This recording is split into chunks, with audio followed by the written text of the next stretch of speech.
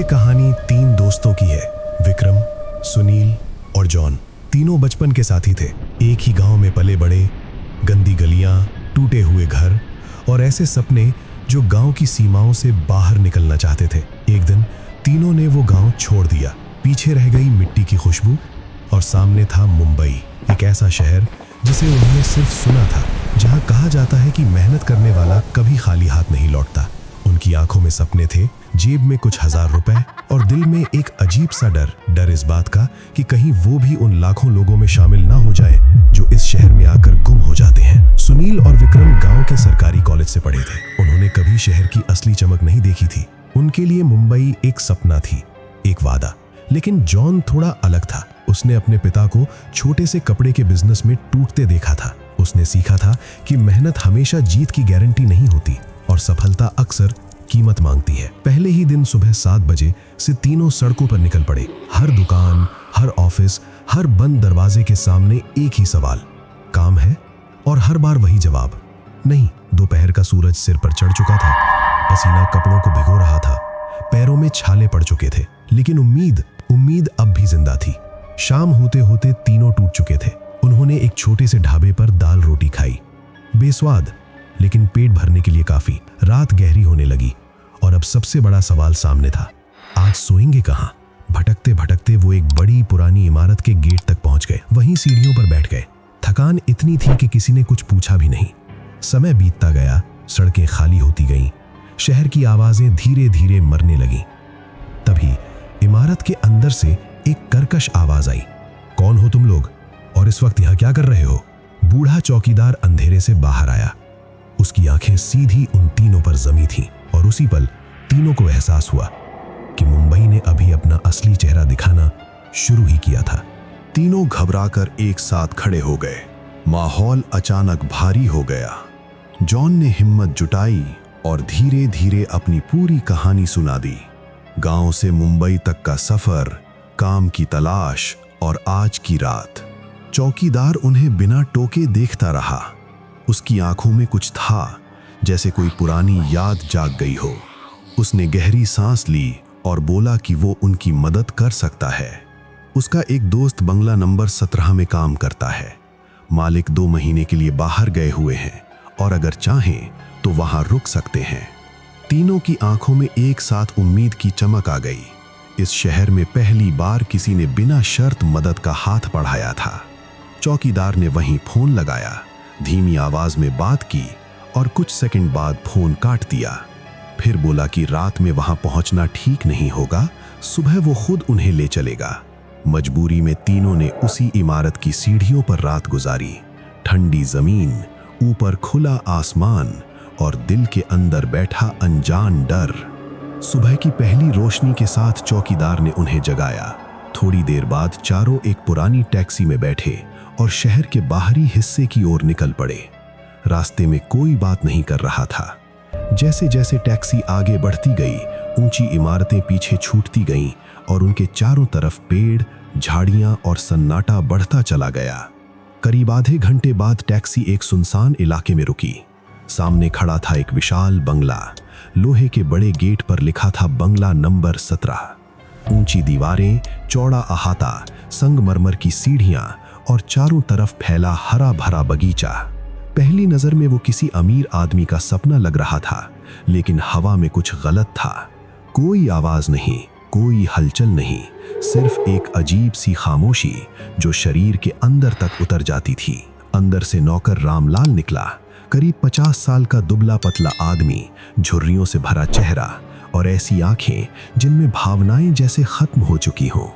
उसने बिना मुस्कुराए उन्हें अंदर बुलाया और गेस्ट रूम की तरफ ले चल दिया। चलते वक्त विक्रम की नजर दीवारों पर टंगी पुरानी तैल चित्रों पर पड़ी।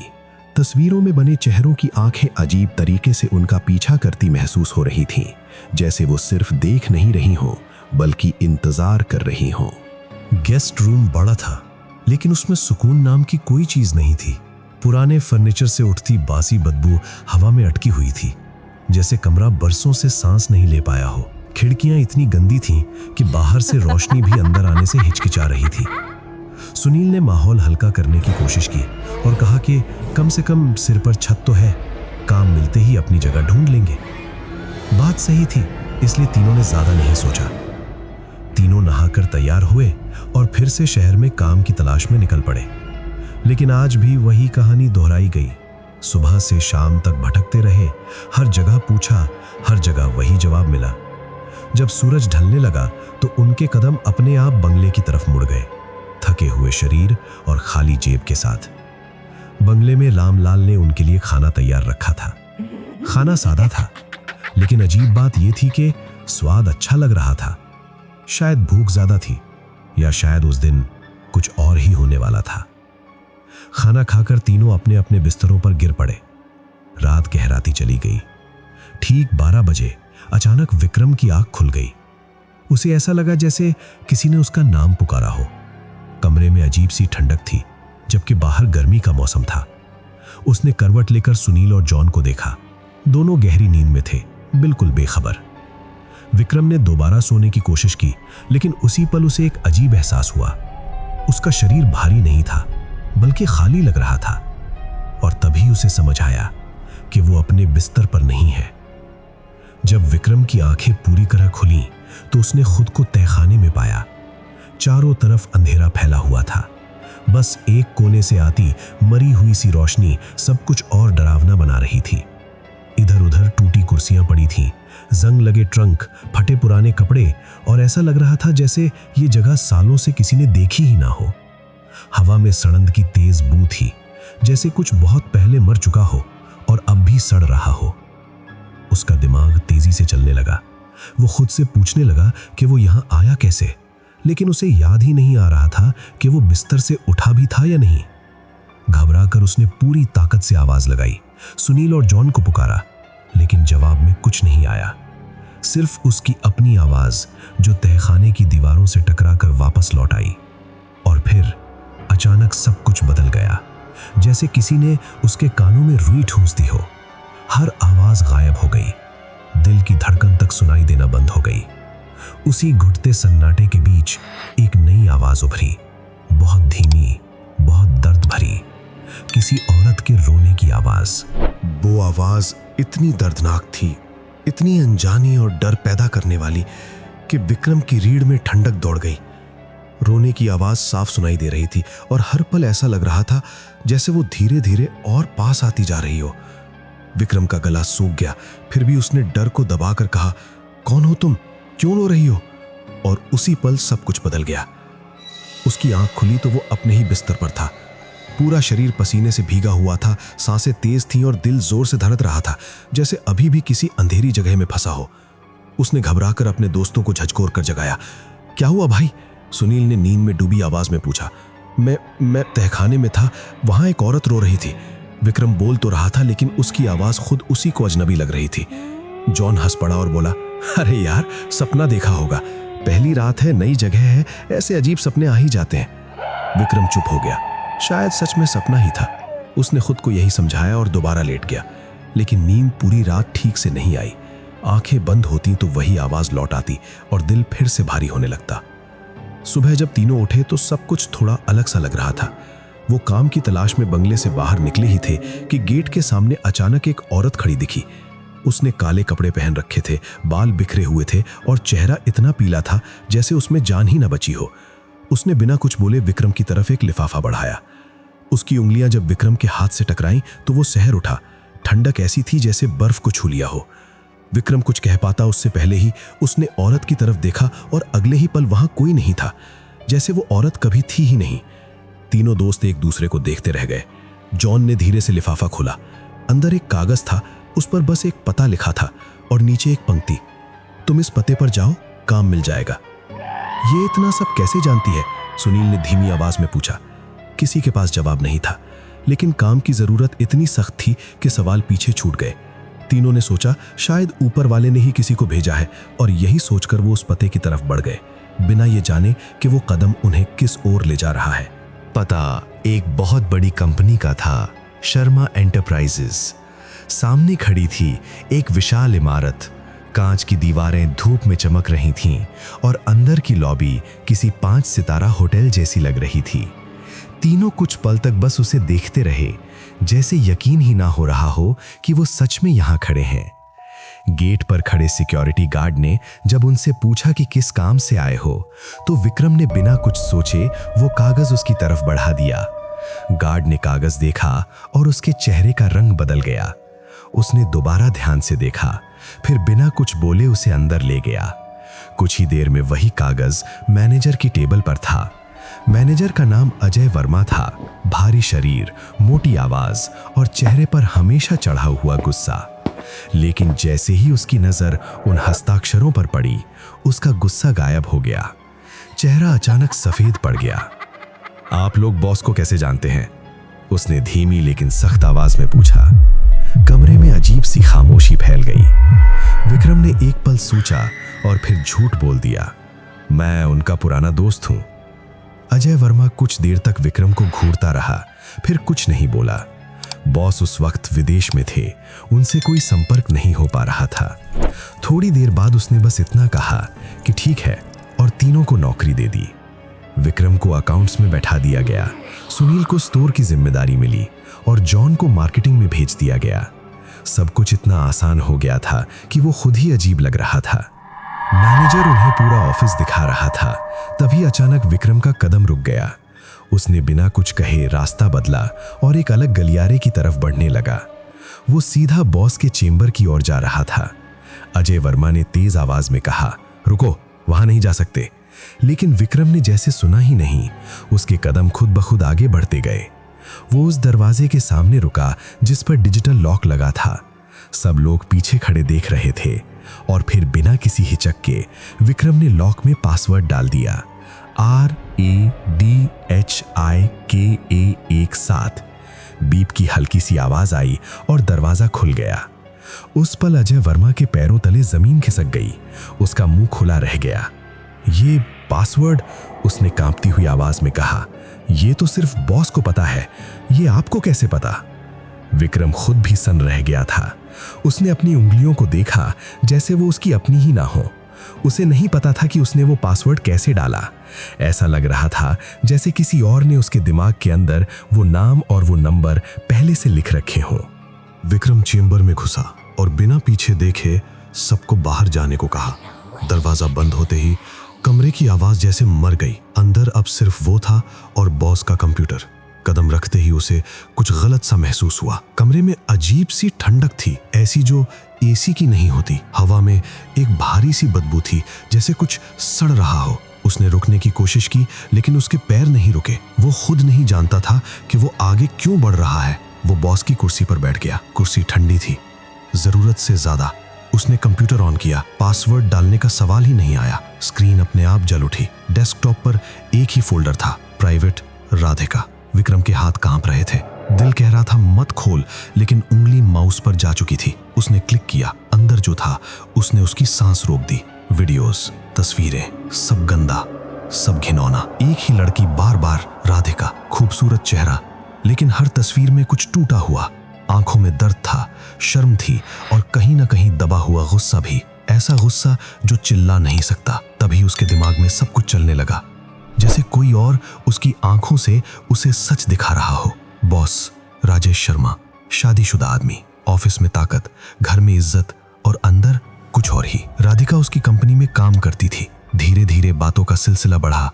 भरोसे की बातें हुई। उसने प्यार का वादा किया। उसे बंगला नंबर 17 में रखा। कभी कभी रात को वहां जाता था। वो जो कुछ भी करता रहा सब रिकॉर्ड करता रहा, हर पल को कैद करता रहा। एक दिन राधिका को पता चल गया। उसने वही वीडियोस देख ली। वो टूटी, चीखी, रोई। उसने सवाल किए, लड़ने की कोशिश की, और तभी बॉस का असली चेहरा सामने आया, ठंडा, बेरहम।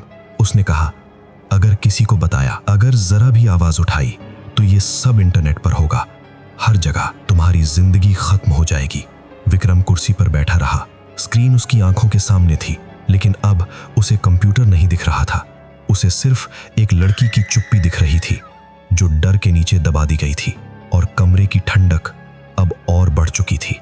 लेकिन राधिका नहीं मानी। उसकी आवाज कांप रही थी, फिर भी उसके शब्द साफ थे। उसने कहा कि वो पुलिस में जाएगी, सच बताएगी और तुम्हें जेल भेजेगी। उसी पल हवा बदल गई। बंगला नंबर 17 में उस रात कुछ बहुत गलत होने वाला था।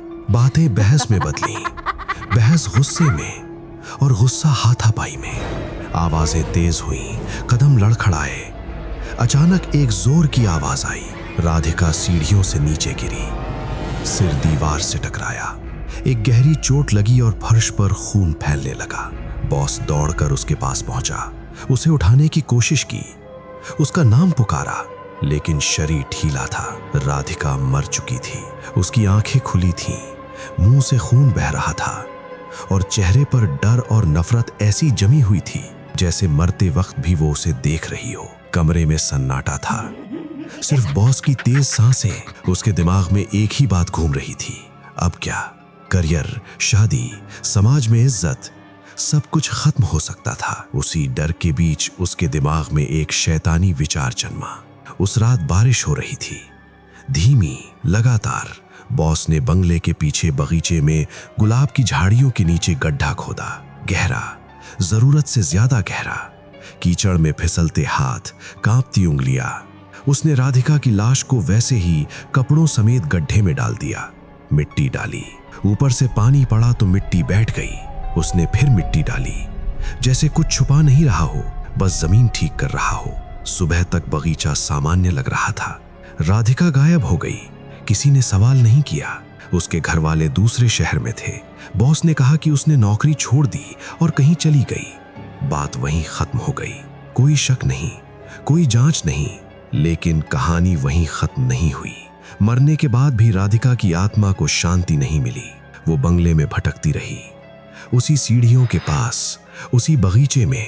उसकी रूह को न्याय चाहिए था, और जो न्याय नहीं मिलता वो बदले में बदल जाता है। विक्रम के दिमाग में ये सब चल रहा था, लेकिन अब उसका शरीर उसका नहीं रहा था।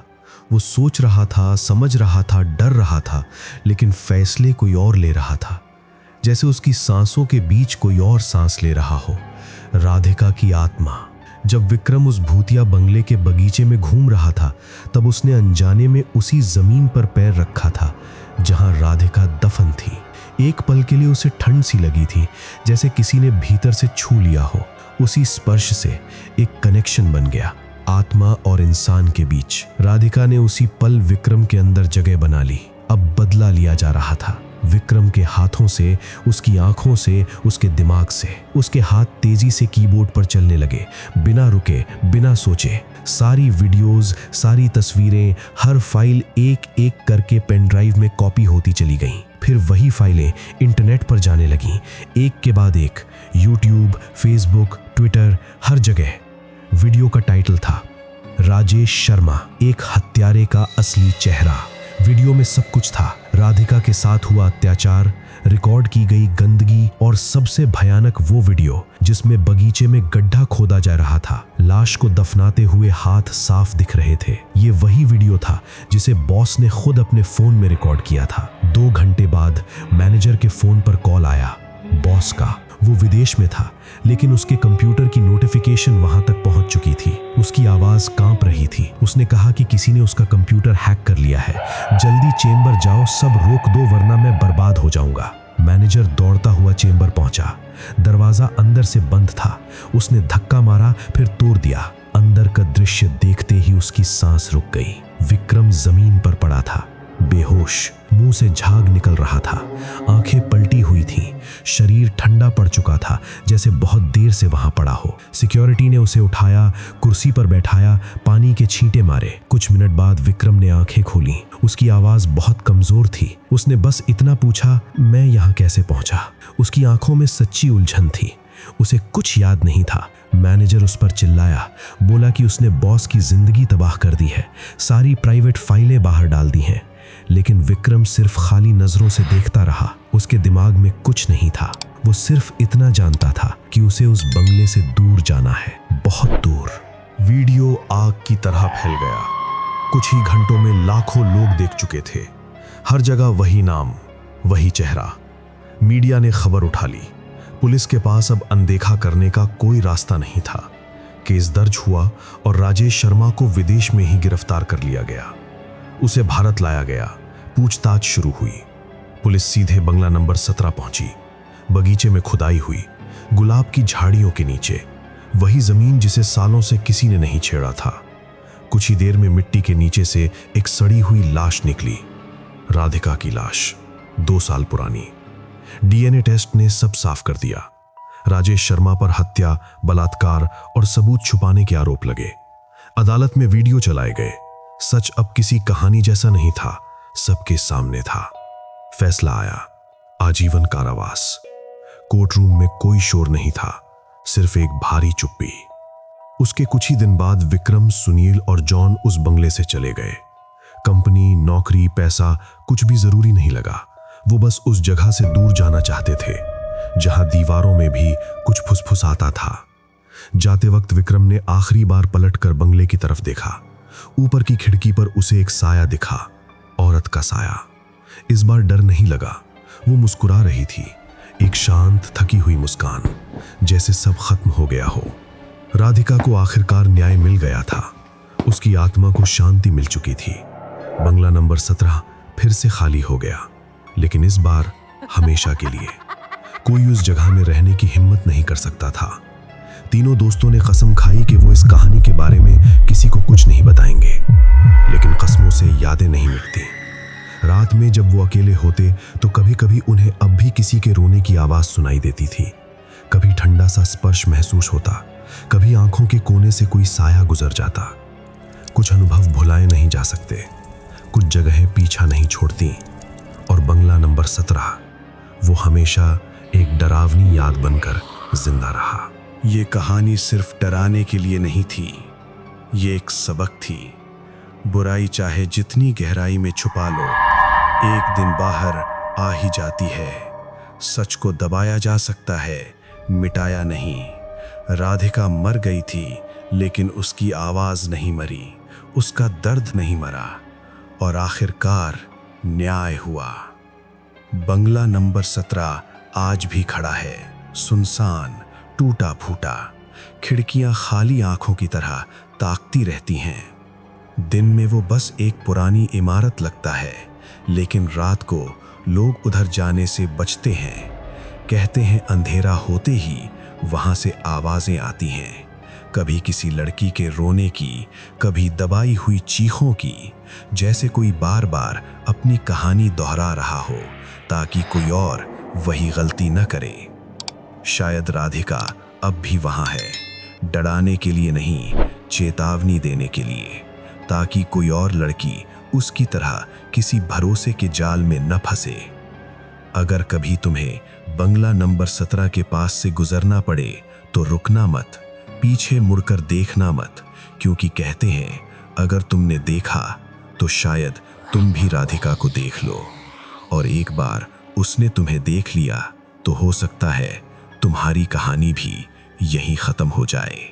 इस वीडियो को लाइक कर दीजिए और ऐसी ही डरावनी, सच्चाई से जुड़ी कहानियों के लिए चैनल को सब्सक्राइब करना मत भूलिए, क्योंकि कुछ कहानियां खत्म होने के बाद भी पीछा नहीं छोड़ती।